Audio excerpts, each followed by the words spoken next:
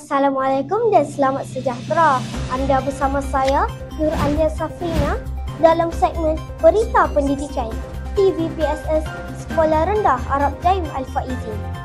Peranan digitalisasi dalam mengubah lanskap pendidikan.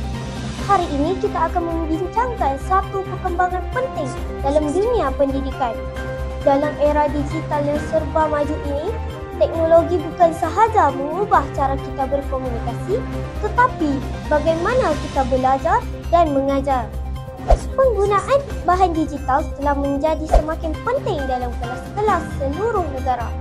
Menurut satu kajian dijalankan oleh Kementerian Pendidikan, 80% daripada sekolah di Malaysia telah mengintegrasikan teknologi digital dalam kurikulum mereka. Dan 75% pelajar melaporkan bahawa penggunaan alat digital membantu mereka memahami pelajaran dengan lebih baik.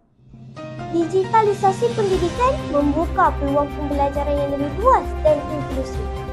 Dengan akses kepada internet dan teknologi terkini, pelajar kini dapat mengakses bahan pembelajaran secara dalam talian, mengikut kelas interaktif dan berhubung dengan rakan-rakan serta guru tanpa mengira jarak. Data kajian juga menunjukkan bahawa 90% guru percaya bahawa teknologi digital memudahkan mereka menyampaikan ilmu dengan cara yang lebih kreatif dan efektif. Namun begitu, terdapat cabaran yang perlu diatasi.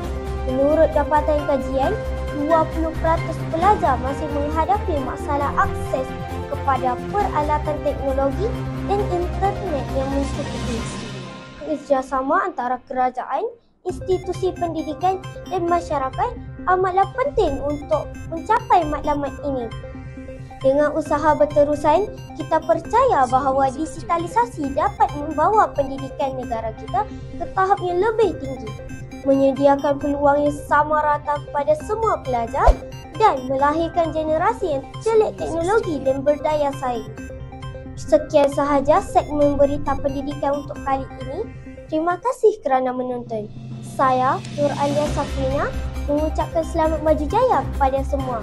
Assalamualaikum dan selamat sejahtera. Jumpa lagi di TVPSS Sekolah Rendah Arab Jaim Al-Faizin.